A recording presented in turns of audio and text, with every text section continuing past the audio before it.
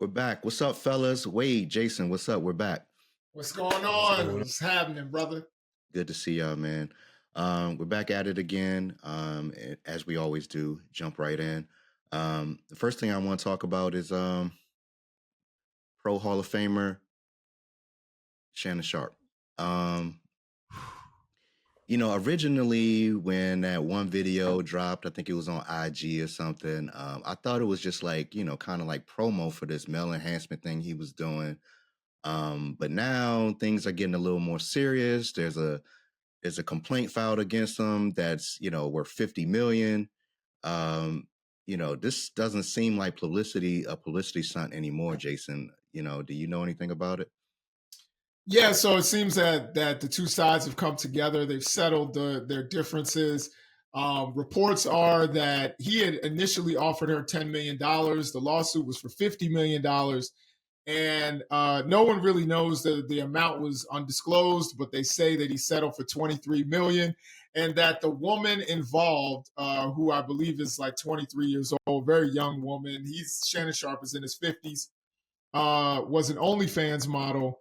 And she immediately after the settlement was resolved, retired from OnlyFans. And I know if I got $23 million, I might retire. I'm not an OnlyFans model. If you would like to see that, please like and subscribe. And maybe, you can convince me to get into that. I'll just, I'll go to Wade. He'll train me. Jason, I'm going to tell you right now, we can't cut that out, all right? Yeah, we're not going to cut it out. But $23 million is a lot of money. And apparently, rumor has it, there's, these are just rumors, but rumor has it that she was in possession of a sex tape and she wanted to release the sex tape. Of course, Shannon Sharpe is a big media figure. Shannon Sharpe also does ESPN. So he calculated what would happen if that sex tape got out, that he would never be able to be on television again and perhaps lose a lot of income. So he cut her the check. Now, the interesting thing is, if it is indeed $23 million, Shannon Sharpe only made about $22 million during his entire NFL career, blood, sweat, and tears, and, Hall of Fame career, injuries, pain that we know football players go through, and it all disappeared in an instance. And I can tell you, Bobby and Wade, I really think it should be a sign to young men out there. You have to be very careful, as, some people would say, guard your chicken. And definitely be very, very concerned about who you get involved with. You can't just because somebody DMs you, on Instagram doesn't mean you have to engage with it. You know what I'm saying? You're better off finding that shorty that's been down with you since high school. You know what I'm saying? Like LeBron James, who I know there have been rumors about, but there's no solid evidence of anything. You're better off with that than an OnlyFans model, because as you can see, they are trying to get paid and use their bodies to do so. So, well, yeah, and I agree with you.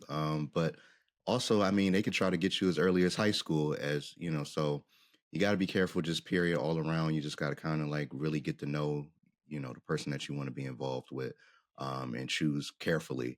Even run them past the family real quick before you make that decision, because most of the time your family got your back. But wait, I mean, sometimes they take your money too. They do. They do. I mean, yeah. I mean, everybody's a shark in this water sometimes, especially when you got the money. But wait, 23 million. Did he pay that to save his career? Like, what's going on here? Did he, this lady took this money and retired from OnlyFans. I didn't even know you can do that. Yeah, it's tough. She's set for life now. I think they said Shannon Sharpe's net worth was only $14 million. So just like Jason said, he went through a lot of pain and suffering his whole NFL career. I think he ended up having 2 hip surgeries.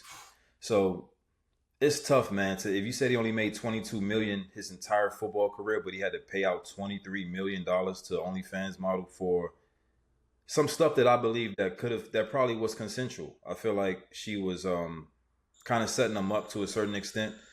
She was recording him the entire time. I think he didn't have any knowledge that he was being recorded. She was recording phone calls. Who knows what other recording she have? So I feel like it could have been a plan her entire time to try to get some money out of him. So just like Jason said, you got to be a little bit more careful who you're dealing with. Just like you said, Bobby, run them through the family. Also, Shannon Sharpe should have listened to Kobe Bryant. I don't know if y'all remember doing an ABCD camp. He spoke to the kids and he told them, get you one girl, get married, start you a family. That's the safest way. And that was before OnlyFans. So I mean, I think Shannon Sharpe, and even what Monique said, get somebody your age. Yeah. Why you doing these young girls, man? They plotting on you, man. That girl probably she can't tell us nothing about Shannon Sharpe's football career. Right. No. She just knows the podcaster, Club Shay Shay. Mm-hmm. And she sees, and also what you forgot to mention, Jason, is that remember he was about to sign a big contract. Yeah, absolutely, for his podcast. And it's interesting you say that. When they put out some of those text messages, it was clear she was plotting for the money. She either wanted a baby, now she got the bread and she ain't even got to take care of no kid. That she was trying to find a way to get to his money. And Shannon Sharpe was being led by something that wasn't his brain. And I agree with you. I say this to all black men, whether you got bread or you don't. Start a family, have some babies, try to do the right thing. That is the safest thing. You will keep your money in your pocket, and you have somebody to ride with you. That's the best thing for black people, black communities, black families, or any family for that matter. That's the way to go about it, because if you're going, play with fire with chicks that DM you on Instagram, you should know that they have one aim. I think it hurts his fan base as well because I haven't seen. Obviously, he's not on the show anymore with Stephen A. Smith. Haven't seen him on there. I know he took a break from there. I haven't really seen any interesting Club Shay Shay interviews lately as well. Yeah. And Nightcap as well. I think the last show that I saw was the one with Jim Jones on there. So it's hurting us as well as the fans because I love Shannon Sharpe. Mm-hmm. I love watching his show. So he had to take a step back. So you just gotta be more careful. Yeah. Be his age. Like mid-30s would have been fine. You know what I'm saying? Like, 22, 21, like that is a little bit young, bro. Like you in your 50s. You get a woman who's 35, nobody looks at you sideways. That woman probably has a career already that's not OnlyFans, and she's probably satisfied with being with Shannon Sharpe. You know what I'm saying? And being able to maybe go to some events or something. And she ain't looking to have no babies. So I just think he made some foolish choices that could have damaged, what he built for himself. And I mean, Shannon Sharpe is an inspiration for me. He's supposedly getting into producing films. Y'all know that I'm into that. He's someone who's in the media and on television. I'm obviously into that. And it's really sad to see that he almost lost everything he spent so much time building because, he was lusting after this young woman. Well, first things first. I mean, as a high-profile celebrity, especially with all these things going on in your life, you got to be smart, man. When you meet somebody on social media, especially in your DMs, you got to take their phone the first couple times that y'all meeting up together, because obviously he doesn't know how to work certain aspects of the phone. We saw that firsthand. So, come on. He knew what he was doing with that, bro. Yeah, up, man. It's a process you got to go through to go live. You got to find live first. Then you go live. Then you have to press one more button. It's like 3 steps or 4. I'm not gonna lie to you. Well, I mean, how old is Shannon Sharpe? He's like either 50 or close to 50, right? He's in his 50s. He's like 53, 54. I think there's old people out there that go live on accident. Trust me. I don't know, man. He's in the media. He knows how that works. And also, the next day he's doing ads for Rose Sparks. Come on, bro. Like, yeah, this will keep everything hard. Come on, bro. Well, either way, I would say, those first couple meetups, you know what I mean? Hey, just keep your phone away from me, put it away. Don't bring it into the room or whatever they did. Just don't bring it around. Especially since, I'm not even 100% convinced that this wasn't like some move to diminish him or take away from his next big signing. So Yeah. we never I know. think it could have very well been, but that's why you got to be more discerning about who you get involved with, the moves that you make, what you say, even what you say on the telephone. Like you need to really think these things through, Correct. because when you're a man in his position that was about to sign $100 million deal, you know, a bigger deal than he ever made playing football, like you got to think that there's always somebody who wants a piece and feels entitled to a piece. So, he made a big mistake. I hope he's learned his lesson and he makes good decisions moving forward, and that his career continues. And hey, we're all available for Nightcap, Shannon. If you're watching, we'll come on the show since you're not getting the same guests as before. Hey, speaking of thinking things through, do you think that LeBron thought it through when he was dancing to all these Kendrick Lamar songs, rapping the lyrics? I mean, because him and Drake had a close relationship. Wade, do you think LeBron did this? I don't think he did it intentionally. Like he had to have just been having a good time and just not thought it through, right? It's a catchy song, man. Like it's a catchy song. Everybody know that song. That was the #1 song in the country, and I think it still may be to this day. If not, I know it got to be still in the top 10. I mean, I still hear it all the time now. So I think he just caught himself singing it. They was warming up. It came on. He was warming up in that zone, and it came on. It's catchy. It's catchy. I don't think I don't know what him and Drake got going on. I know they were damn near best friends. I don't know what happened after that, but it's a catchy song. So I think he just got caught in the act, and I think once Drake covered up the tattoo that he had a LeBron high school jersey, I think, okay, LeBron, like, all right, cool. We're not friends no more. So now every chance LeBron gets, he knows cameras on him. He's singing it.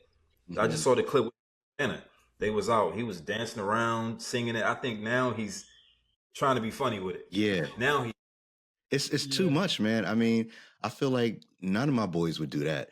I mean, even if I could see it happening once and they just, somebody, not my boys, but I could see LeBron once getting caught on camera singing the song. But now it's got to be intentional, or it does seem like, side videos where people are just kind of like sneaking, getting the video. But, yeah. Your boy shouldn't do that, right, Jason? I mean, Drake got a tattoo, honoring LeBron. Oh yeah, I wanted to show you. Wade, look at your high school jersey. No, I'm kidding. I wouldn't get that tattoo of no man. I'm sorry. You know what I'm saying? That's just me. Shout out. Unless you, I mean, if there's a tattoo of one of my friends on my arm, that means he died. You know what I'm saying? I hate to say that, but ain't no living man gonna be on me. But I will say, you also have to think about the fact that was a West Coast anthem.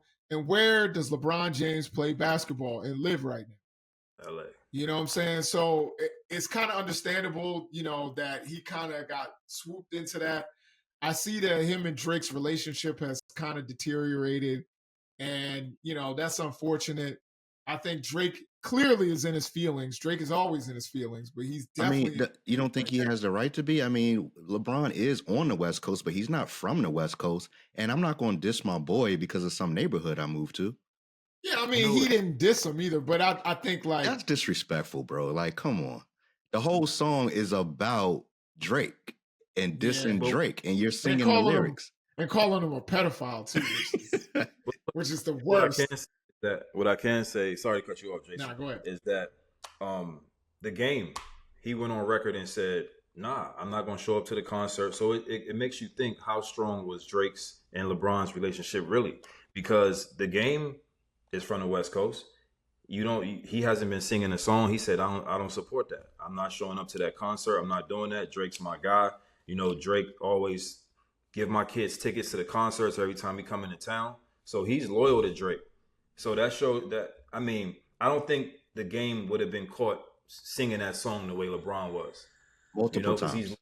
He's loyal to Drake. So that goes to show how strong was that relationship really. I mean, I did hear some other things between Drake and LeBron, things that they were doing together, but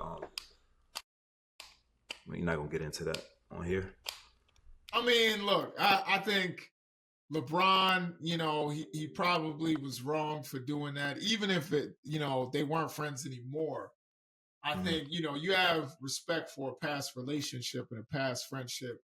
But, at the end of the day, it's a song. You know what I'm saying? If you nod your head a little bit, he was singing a little hard, but you nod your head a little bit to that, and and it's at a party or at an event.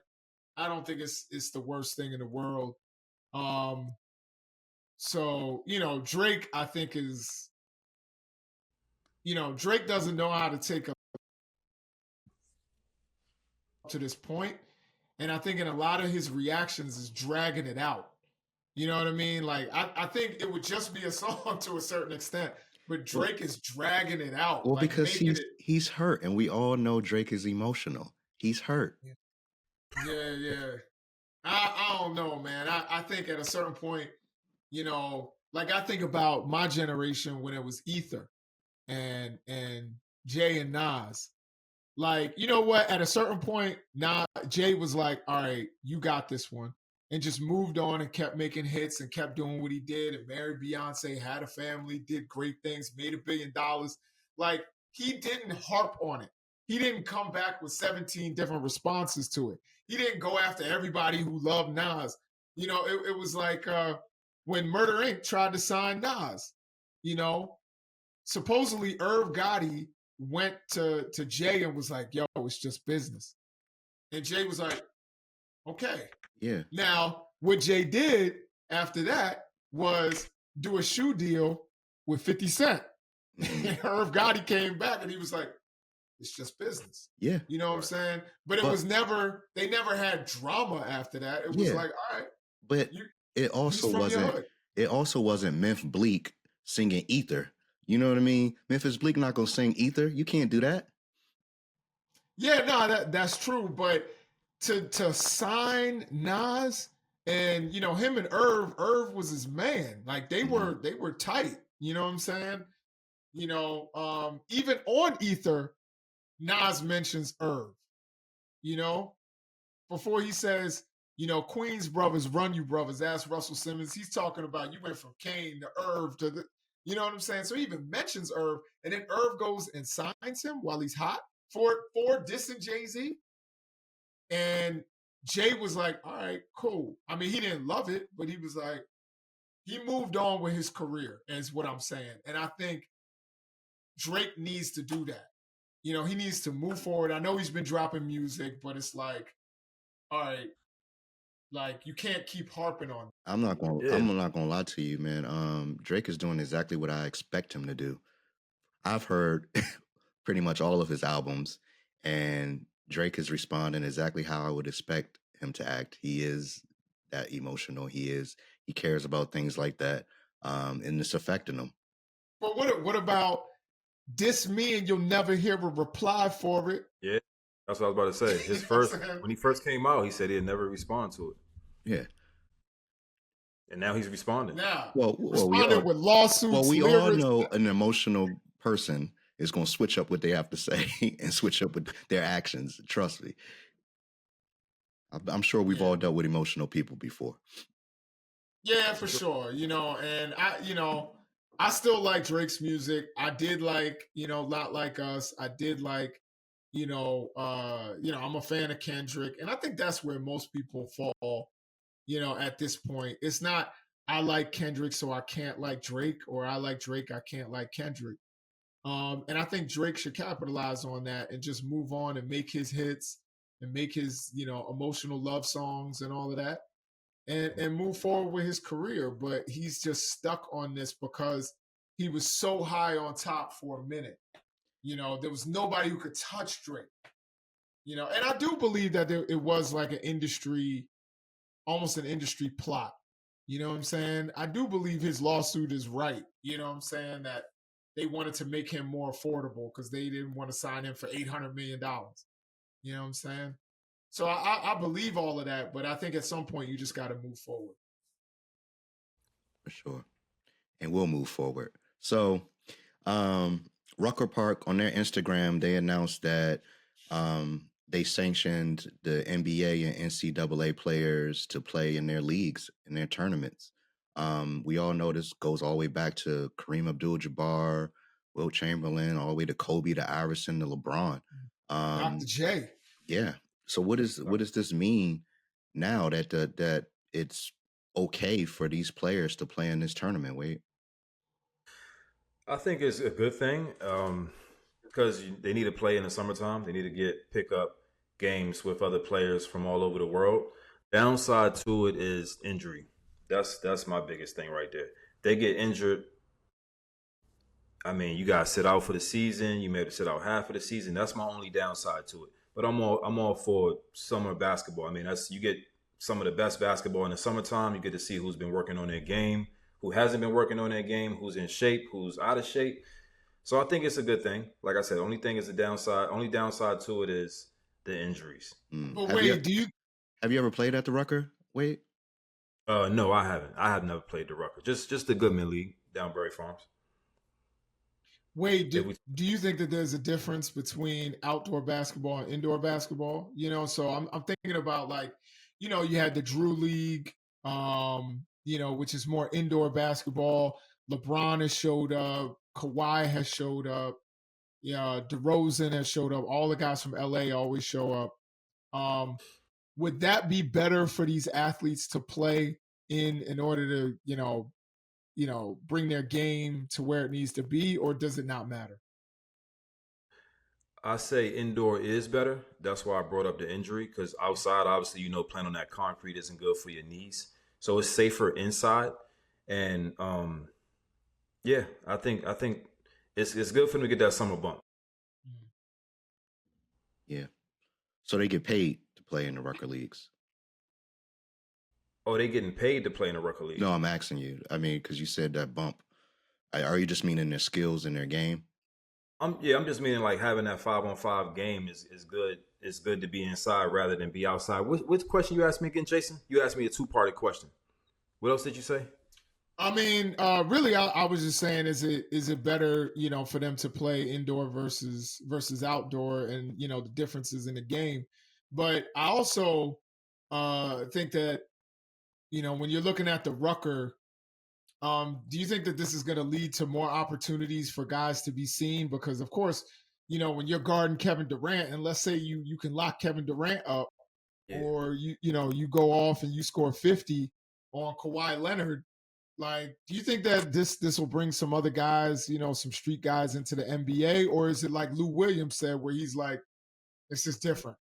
Nah, it's different, man. Like I played down the Goodman League in the summertime, and KD came down there, Beasley, everybody came down there. They're not playing 100% on that concrete. They just that good where it looks like they're going 100, but they not going 100. Some are, don't get me wrong, some are playing 100%, but they know they can't get hurt. So they kind of coasting. So you can get some people here and there. It's good for their confidence, but you ain't phasing KD. You come down and you shoot a three on KD, or you get a little dunk on KD. You ain't tripping off that, man. Like you okay, you got your highlight to put on your gram. That's it.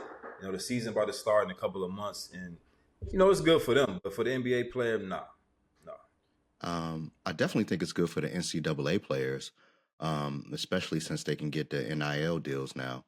And then now there's an app where they can, use the app to like monetize their name, image, and things like that. So I feel like it'll be helpful in that aspect, right, Jason? Yeah, no, definitely. The more you can be seen, and the more you're actually on the gram, that actually is money for the NCAA players. More exposure. That's why a lot of these guys do dunk videos and stuff like that, just to get the exposure. And the bigger following you have, the more somebody's going to pay you to advertise, uh, a product. So I think it'll really be good for them.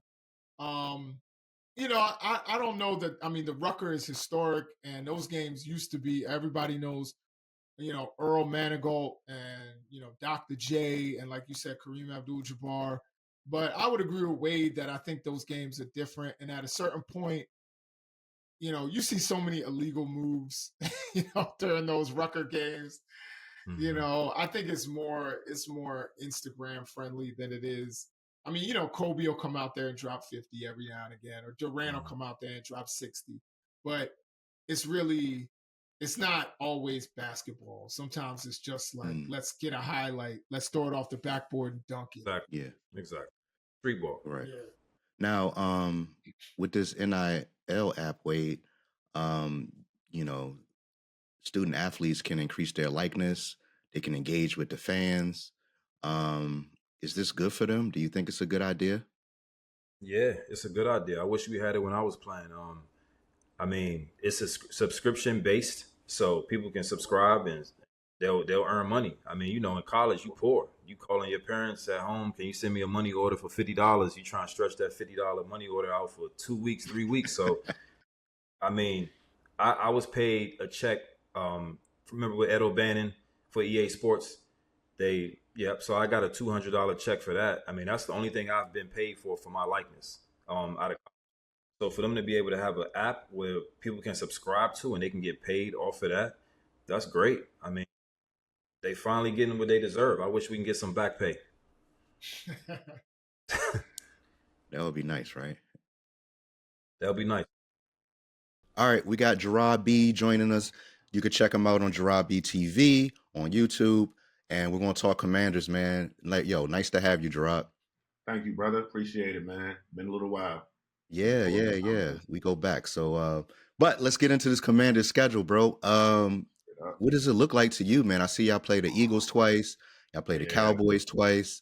You know, did you already map it out? You know how many games you gonna win? Yeah. You want me to get so you want the T immediately. I ain't mad at it, man. Look, so yeah, we got those division rivals. We play the Cowboys. We play the Eagles, Cowboys, and Eagles. Actually, the Giants, Eagles, Cowboys, Eagles to finish the season. So 4 straight division games. That's unheard of. Especially with 2 Eagles games at the end of the season, right? When the NFL, they really trying to monetize that. But I'm really gunning for at least 11 wins, man. At least 11, right? That's a strong number, I know. Yeah, strong, baby. But I mean, when you got Lisan Al-Gaid, that's what I call JD5, right? Okay. When you got one of them ones, when you got potential face of the NFL, he is the face of the NFC right now. So, it's really not much to say about that. I got 11 wins. Yeah, I mean, hey, when you got 5, we alive, baby. We hit. You know what I mean? What's the questionable games? What's the 4 that you got? You know, be tough for you. I would say it's going to be the Broncos because of their defense. One of the Eagles games. And I'm not sure one of the Eagles games. It's going to be one of the Eagles games. They the best team in the NFL. They're the best roster. You got to give them the respect they do. Yeah, I don't throw no. You know, I might bloviate here, but I keep it real too, man. Like I know where we at, where my squad at. We like right under there. We getting there. We trying to catch up. So I really feel like I said the Broncos, the Eagles. I didn't want to say Chiefs because that's Monday night against Patty, but I'm giving that to Patty just because it's an Arrowhead. And then the 4th game, to be honest with you, I kind of just was throwing something against the wall. Actually, that's 6 losses. I don't see it right now. I'm looking at the schedule again, I guess with you fresh eyes. I don't know, dude. It's pretty interesting. JD5 makes you feel like you can win every game. So when I look at the schedule, I can see a path in every game. Right? So that's what you want. Let me ask you a question, Gerard. So this is his 2nd year. You don't think that defensive coaches have been studying how to stop him? I remember at one point we thought Michael Vick was unstoppable, but of course, you know, defensive coordinators in this league are very smart. You don't think that they're going to find a way? I mean, it's great that they have some of the additions. I've heard Ja'Cory Brooks is looking good. They got Laramie Tunsil. They got, Debo Samuel. They have a lot of great additions to the team. But I'm questioning whether these defensive coordinators are going to catch up, and he may suffer a sophomore slump. What gives you the confidence that he's going to be able to keep it up for another year? I love that you asked that question. The national pundits, if you will, in the ESPN world, the first takes and all that, that's what they do, right? They bloviate about these things, and they always forget about the guys that they rave about right now: the Lamar Jacksons, the Patrick Mahomes, Joe Burrow. Even. All of those quarterbacks in their second year did what? They won the MVP, went to the Super Bowl. 2 of the 3 did. 1 of the 3 won the Super Bowl. I'm saying my boy top 5 already after 1 season. He's the thumb on that top 5 list. And actually, out of respect, I'm gonna just give y'all my little top 5. Jalen Hurts is number 4. Joe Burrow's not in the top 5. He didn't make the playoffs last 2 years. So that's another little for you right there. But back to your question. Year 2 for JD5, you already know he's into the virtual reality. So they got tape on him. He's probably done 1,000 hours on them already. You know what I'm saying? Like, I liken it to, and now we all around the same age. I'm about to date us a little bit. The hyperbaric time chamber back in Dragon Ball Z. That's what that virtual reality stuff is for JD, because he literally be sitting on the couch chilling, and he'll be having the goggles on. He'll just run plays. Yo, he practicing while we're sleeping. Right. And we know he ain't got no women around him because his mom is. Well, hold on. I know you saw the little post going around with him and Juju at the birthday party. Yeah. Oh, he pulled up? Oh, man, did he? You should have seen them. She was smiling from ear to ear. Boy, it's like, ain't no game. So, yeah, I'm not hating. I like that. I like that. But But don't read the tabloids, man. Don't read the tabloids. We just focus Black love. But so even with that, you mentioned Joe Burrow. Is there a chance that JD5 turns out to have a year like last year for Joe Burrow, where his offense is explosive, but the defense has holes in it and cost them games? So I mean, you're talking about 11 wins, and I'm thinking about the defense right now. And with respect to any players, we want to have players on the show, especially from the defensive side of the ball as well. But I will say that there are questions about the defense. You have confidence in this defense? You know what? The difference between Cincinnati situation and the Commander situation, one is the head coach, right? The head coach in Cincinnati is the offensive head coach. Right? He was I want to say he was, I don't, Zach Taylor, I'm not sure if he's like a Shanahan disciple or something. I don't know. Not my team. I don't really care that much. But I just know he's an offensive-minded head coach. So that married with Joe Burrow. So what their issue is defense, because their identity is offense. My coach is a defensive head coach. His identity is being tough, gritty, and fighting for every yard you're going to get, being tough, physical, fast on offense and defense. So that's why a lot of the investments they made this year with the trench work. A lot of the free agents they brought in, draft picks, is trenches. Offensive line and defensive line. Same model that Philly do. The reason why I don't see the same defensive regression or defensive ineptitude, if you will, that Cincinnati had, we got 2 All-Pros from last year, and Bobby Wagner and Frankie Luke. One of the few teams, I think it might have been the only team in the league with 2 All-Pro linebackers, right? Most people think, being second team All-Pro was a joke. It's not. You still one of the top 10, top 6, top 8, at your position, right? Absolutely. Then we also drafted Trey Amos, right? Corner that could have been a first-round pick, and he's making raves at training camp. Like, he just had a pick 6 day before yesterday on Friday. So, and of course, camp stats don't count, but we love to hear about it. Mikey Sanders still, another dog, right? Then you still got Deron Payne. We call him Contract Payne right now, right? That's what we call him in the Commander sphere, because every time he's up for a contract, he balls out. Absolutely balls out. Last time he had a contract, he had like 11 sacks at the defensive tackle position. He's up for a contract this year, right? Then you got Quan Martin. All these kind of players I'm talking about, Cincinnati doesn't have any of these kind of skill sets, like any of the caliber of players that we have. I would say the coaching scheme, though, with Joe Witt is really the key. It's all about being aggressive from the secondary standpoint to allow the defensive line to have time to get home. So we do it opposite in Washington. We focus on the secondary being the strength and the core of the team.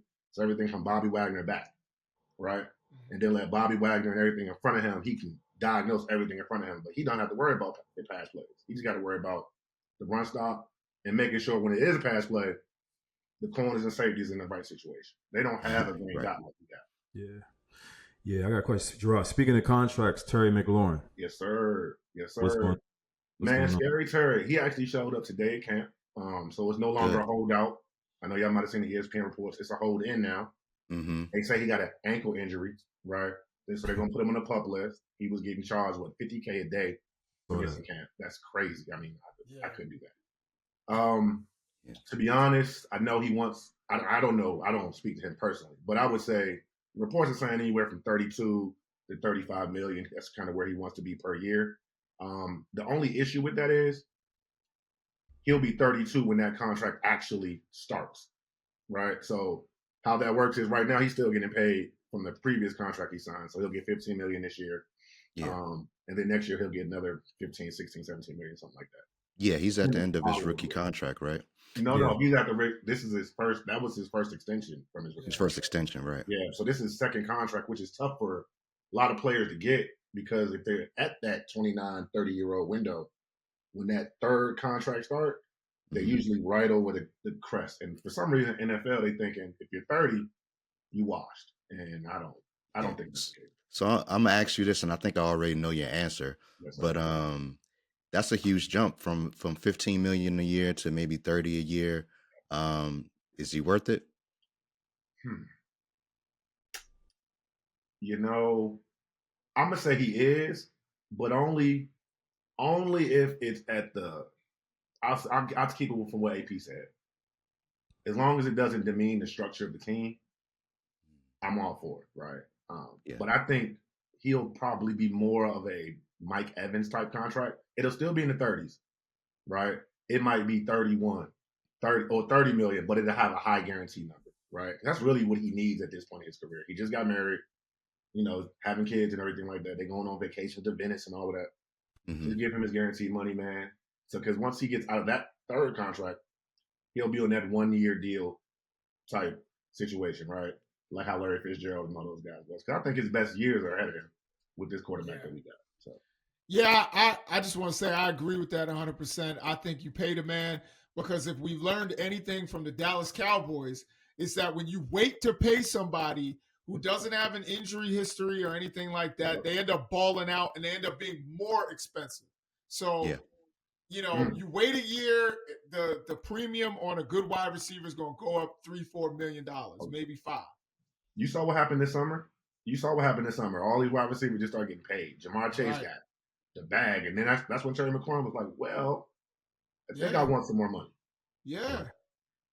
Gerard So what, I know you keeping an eye on those Cowboys, and why they not paying Michael Parsons? Why you think is it just a Jerry Jones thing? Like, what's going on? I'll tell you what I really think offline. Mm-hmm. But online, I'll say I believe that that's just how they operate out there. I don't know what it is about them. It's like he wants it on his time, and the players want it on their time. They want their money. You remember the little slogan: "I want my money, and I want it now." Right? Yeah.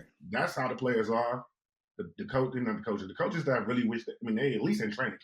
They're at least practicing. Mike is at least practicing with the guys. So that's good faith there. So he's doing things that most star players don't do. So I don't know what's going on with Jerry. I think he really needs to just give up that part of it, of the realms. He shouldn't be the GM, owner, head coach. He's everything over there. So he should start to dole it back a little bit as he's getting a little up there in age. But that's not my team. Continue to suck, Jerry. Continue to suck. Yeah, he's wearing way too many hats. And I think he just has the wrong mentality to be wearing all those hats. Yeah, the era has passed him. Yeah, for sure. I do have one more question. Regarding going back to the Commanders. Trump want to change the name back to the Redskins. What's your thoughts on that, and how is that playing out behind the scenes? That's interesting. So, okay, first my thoughts. I don't care. The team name, whatever the team gonna be called, I'm gonna rock the merchandise. I'm gonna get the gear. I'm gonna go in Fanatics and drop 200 everything. Right? Got a shopping cart right now. I'm about to drop a call. As far as Trump goes, I really don't like the fact that politics and sports have to mix in this situation, but it is Washington, D.C., right? That is the home of politics. So they having a vote on August 1st. They scheduled the vote. So they actually had the Commanders team came back the refurbished agreement, if you will, for the DC council and all that stuff over there. I hate the politics out of DC. Yeah. But anyway, August 1st, they're having a vote. It's not Mayor Bowser. She sounds like it's going to go through. She's always very positive. So we'll see. We'll see. Okay. It's moving. I would say that. Okay, great. Mm-hmm. All right, I got a comment on this one, Bobby. All right.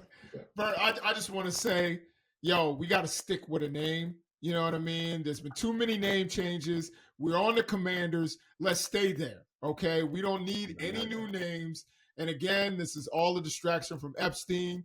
And I think it's time that, the same people who said, don't bring politics into sports, when it was Kaepernick, all of a sudden want to bring politics into sports. The same people that talk about free markets say that they want everything, let the business community decide what they want to do, now wants to bring the government and tell businesses what to do with their business. So I think it's a lot of hypocrisy. Let it alone. We're just getting accustomed to the Commanders name. The fan base is a Commanders fan base now. Let it be. I'm not mad at that take. One bit. I like it. It's strong. Yeah, I mean, everybody has to follow the rules until the rules apply to them. So that's how it is. But hey, Gerard, thanks for joining us. I know you have your podcast going on yourself. Like, where can we find you? Yeah, man, check me out, YouTube at Gerard B TV with Burgundy and Gold. Hey, we never fold. Come check us out. Subscribe, hit that like button. It's going up, baby. Hey, you already know. Thanks for joining us, man. I appreciate you. Thank you. Yes, sir. Appreciate you. So, Jason, I don't know if you've seen the clips or not, but, South Park just signed this new deal with Paramount. I think it's either between 1.25 billion and 1.5 billion, which sounds crazy to me, which is outrageous. I mean, it's over 5 years, but that's a big deal. And the billion, like Cat Williams said, you should be able to kill somebody by just saying billion. Did you see the episode, or did you watch it? Like they had this, I think it was controversial, the first episode after signing the deal. Yeah, I mean, once you get the bread, you get the FU money, and and that's exactly what they did. And I think it was great. These guys have been cutting edge for a long time. They of course grew up in, I believe, Utah or Colorado, and they came out with, which has a huge Mormon population. They dropped a play called the Book of Mormon, which was controversial, even though people in the Mormon community actually thought it was funny. My brother-in-law is Mormon. He thought it was hilarious. And they're willing to take shots at everybody, particularly in an environment where media is often being censored, and they even made fun of their parent company that just paid them. Fun of CBS, they made fun of Paramount, who bowed to Donald Trump. And then they made fun of the president of the United States. And it was hilarious. They made fun of everything from him sleeping with the devil to him having supposedly a small genital area. And, I think if you can't laugh at it, and if you can't laugh at the president of the United States, you're in too deep. You're probably, kind of culty. Because I could laugh at Joe Biden. I could laugh at George W. Bush. I could laugh at Bill Clinton. Still won. I don't know why, some people just get so offended. And it's usually the people that talk about free speech that are the ones that want to sue people and, stop things. And I think, Drake and maybe Donald Trump should get together and talk about their emotions, maybe with a therapist. And maybe they won't be so upset and so sensitive about, when someone makes fun of them. Yeah. I feel like everybody should have a sense of humor for sure. I mean, laughing is therapy. I mean, it can be very helpful, and it's just jokes. I mean, I feel like we criticize comedians a little too much these days. But it is our president. It is, I don't want to be seen sleeping with the devil. Do you think it was too much, Wade? I mean, Paramount just gave him this big deal, and then I know Paramount has some other moves going on. The White House says something like, this show hasn't been relevant in 20 years. Do you think this was a good comeback for them? Wade? A great comeback. I mean, it's going to bring people to the show to watch. I mean, it takes it back to the In Living Color days. I love shows like that, man. Just funny, just funny. Like we need laughter in the world. Like it's a lot of people going through some hard times right now, man. A lot of people losing their jobs, getting laid off, things like that. I know people love to see that. Like it's just a joke, man. It's nothing wrong with that. We need that. We need to take it back to the old days, just laughing, joking, making fun of people in a nice way. Like it's jokes, man. Yeah, I agree. I don't think it has to be nice. You know what I'm saying? I think it could be mean. Yeah. And a lot of the new comedians, their whole thing is, the woke crowd is trying to keep us from saying what we want to say, and they want to offend everybody. And then it comes back, and somebody on the other side starts to kind of poke fun at them, and then they start saying, "Hey, comedy should be comedy. The thing is, it has to be funny. If the whole intent is just to offend people, then it's lame to me." Go ahead, Whit. No, I was just agreeing with Jason. I said I agree. Yeah. Some of these things, I mean, there are lines that can be crossed, but you shouldn't be offended by these things that are just jokes. And I think when you do get offended, that's when it becomes like this big thing of like, oh, he can't take a joke, and then you have to like defend yourself, and then it becomes bigger than it has to be. Like some people just let jokes roll off their back if you don't respond to it or be offended by it. Exactly. Everybody too sensitive these days. For sure. We'll see what jokes come out about this podcast. Then we'll see how sensitive we are. Seriously. No, but thanks, fellas. I appreciate you joining me today. This was great. Thank you, guys. Yeah, no doubt. Good weekend. See you guys soon. All right. See you Friday.